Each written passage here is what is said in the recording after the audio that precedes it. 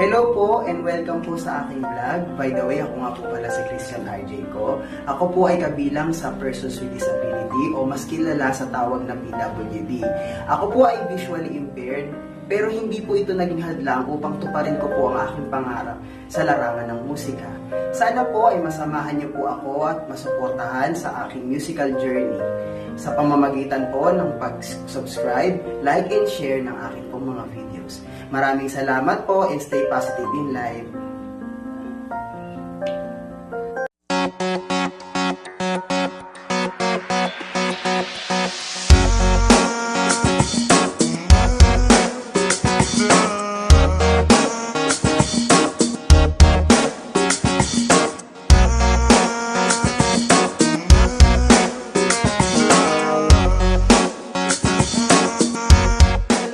Magandang araw.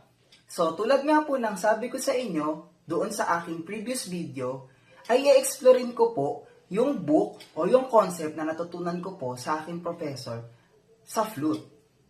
So, bago po yun, may karagdagan po siyang sinabi sa akin about sa pagkakabit po ng flute. So, sa pagkakabit daw po kasi ng flute, ay dito natin nasusukat yung taas o yung baba ng tune ng flute or yung standard. So, kinakailangan, pag kinabit daw po pala natin siya, ay ganito. Pag madiin daw po, ang tunog niya ay magiging sobrang taas. Samantalang yung standard daw po dapat ay yung tinatawag na C-sharp. So, dapat i-adjust daw po natin hanggat sa mahanap po natin yung tunog ng C-sharp na yon. Subukan nga po natin. Ayan. So, ngayon, nagawa na po natin siya. So, tara, explore naman po natin yung book na Play Flute Today.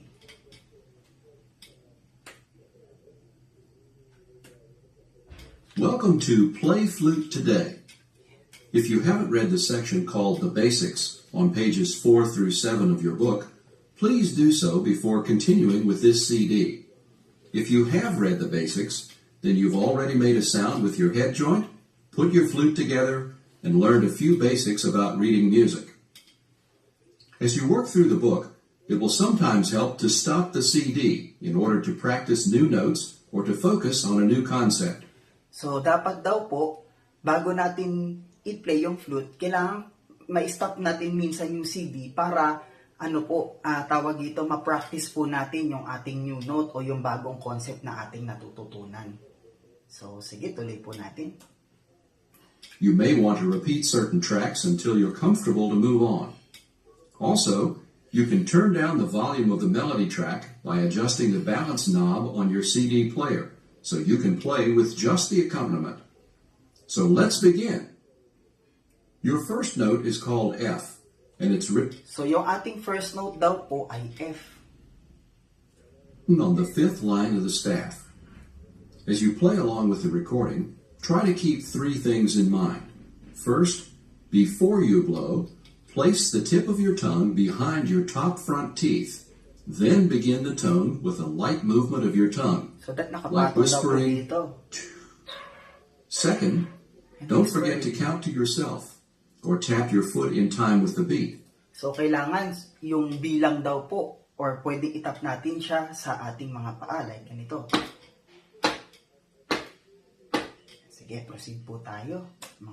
And finally, keep a cool airstream moving with your jaw slightly forward as you're playing each whole note. Kailangan Remember, komportable daw po. each whole note is held for 4 beats or a full measure of 4/4 time. Ready? Okay. You'll hear Simulan na 4 po clicks tayo. as a count-off.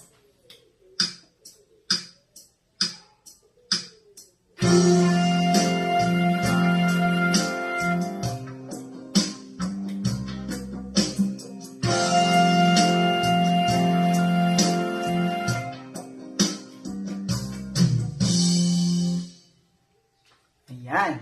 So sa mga susunod po nating video, i-explore pa po natin yung mga ibang tracks ng CD ito or ng book na ito. So maraming salamat po.